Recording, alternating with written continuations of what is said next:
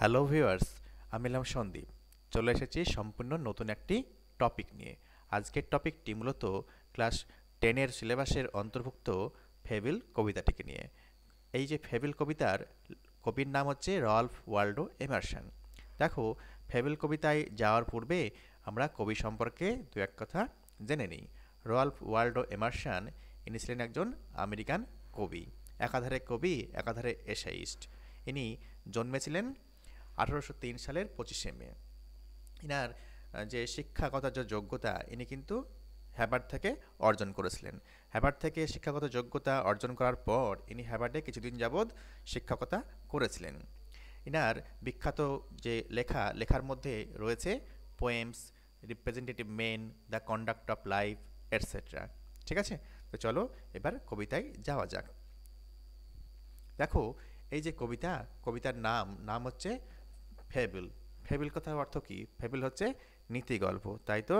Definition যদি আমরা দিই তাহলে হবে fable is a short story usually with animal characters speaking like human beings. ঠিক আছে, দেখো ফেবল হচ্ছে একটা ছোট গল্প, তাতে ক্যারেক্টার্স রয়েছে বা থাকবে অ্যানিম্যালসরা। ঠিক আছে, এই অ্যানিম্যালসরা কিন্তু হিউম্যানদের মতো কথা বলে।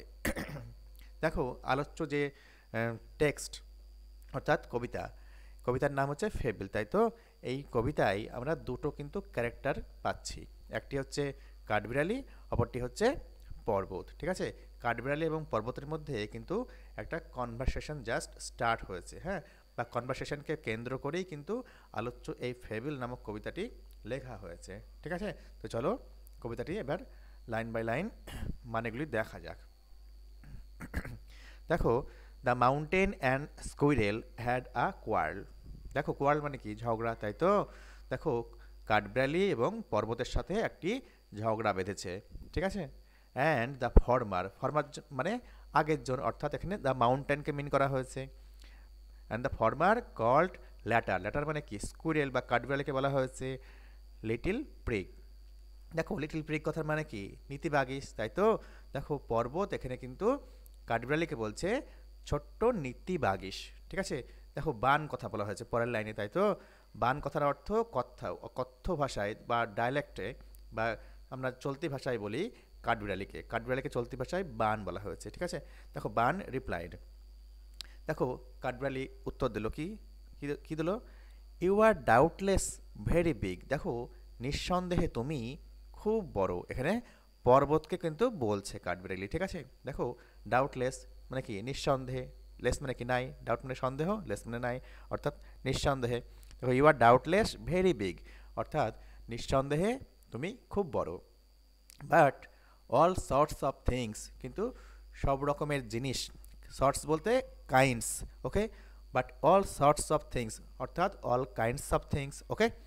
অ্যান্ড ওয়েদার দেখো, সব রকমের জিনিস এবং আবহাওয়া must be taken in together, দেখো একসাথে করতে হবে। ঠিক আছে, to make up a year and a sphere, যাতে করে নাকি একটি বছর হয় এবং এই পৃথিবী তৈরি হয়। দেখো, স্পিয়ার বলতে এখানে কিন্তু এলাকা না কিন্তু, ঠিক আছে, এখানে পৃথিবী বা গ্লোবকে বোঝানো হয়েছে, যাতে করে নাকি তৈরি হয় একটি বছর এবং একটি পৃথিবী, তাই তো।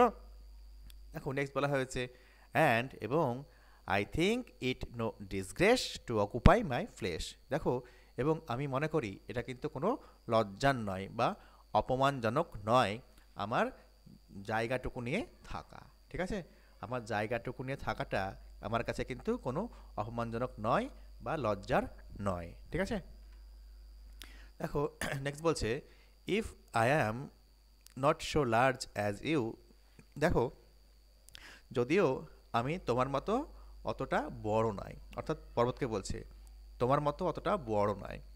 আবার নেক্সট লাইনে বলছে কি? You are not so small as I. তুমিও কিন্তু আমার মতো এতটা ছোট নাও, তাই তো।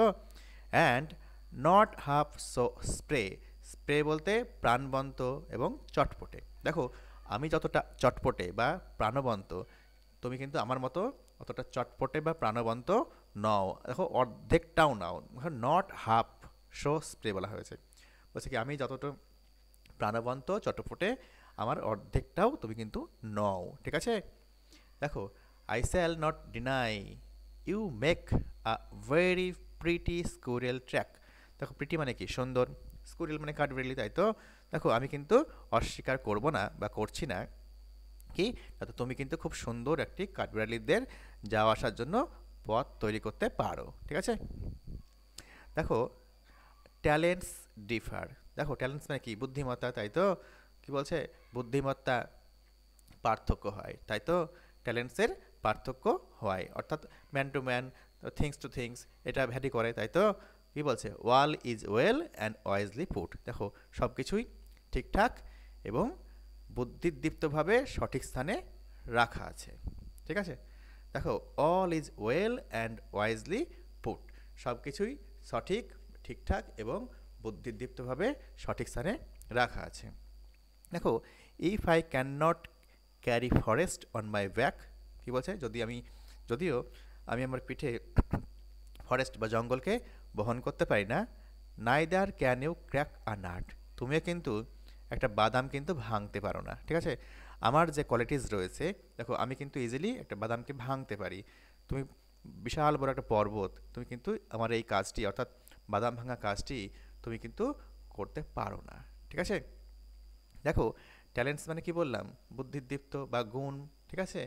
দেখো কি বলছে, talents differ.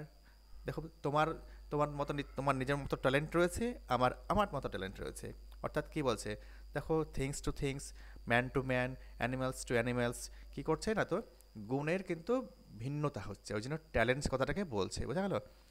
All is well, সব কিছুই সঠিক, অ্যান্ড ওয়াইজলি পুট, সব সঠিক এবং সঠিক স্থানে রাখা আছে, খুব বুদ্ধিদীপ্তভাবে সঠিক জায়গাতে রাখা আছে। যদি আমি তোমার মতো জঙ্গলকে পিঠের মধ্যে বহন করতে পারি না, তুমিও কিন্তু আমার মতো বাদাম ভাঙতে পারো না। তাহলে দেখতে পাচ্ছ কাঠবিড়ালি এবং পর্বতের মধ্যে যে কনভারসেশন এখানে হয়েছে, সেখানে কিন্তু একটা জিনিস কিন্তু খুব সুস্পষ্টভাবে স্কুইরেল পয়েন্ট আউট করছে কি, পৃথিবীতে যতটা জিনিসই আমরা দেখি না কেন, সে ছোটই হোক বা বড়ই হোক, তার নিজের নিজের কিন্তু এক্সিস্ট্যান্সের কিন্তু নিজের নিজের কারণ রয়েছে, তাই তো? দেখো পৃথিবীতে যা কিছুই আমরা দেখতে পাচ্ছি বা আমাদের সামনে রয়েছে, আমাদের পরিবেশে চারিপাশে রয়েছে, সব কিছুই কিন্তু অস্তিত্বে বা টিকে থাকার জন্য নিজস্ব নিজস্ব কারণ রয়েছে, ঠিক আছে? তাই কাউকে ছোট ভাবার কিন্তু কোনো প্রয়োজন নেই।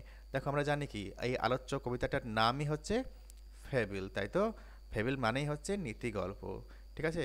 এই যে নীতি কথা বা নীতি গল্প, এইটার মাধ্যমে কবি কিন্তু এখানে আমাদেরকে শিক্ষা দিচ্ছে, তাই না? যে প্রতিটা জিনিসের প্রতি আমাদের রেসপেক্ট করা উচিত। ওকে, আশা করি তোমরা কবিতাটি বুঝতে পেরেছ। কবিতাটি তোমরা বেশ কয়েকবার দেখো, দেখার পরে দেখো, আশা করি মানেগুলো সব একদম পরিষ্কার হয়ে যাবে, ঠিক আছে? যদি কোনো সমস্যা থেকে থাকে তোমরা কমেন্ট বক্সে কমেন্ট করবে, আমি রিপ্লাই অবশ্যই দেব, ঠিক আছে? ধন্যবাদ, থ্যাংকস ফর ওয়াচিং।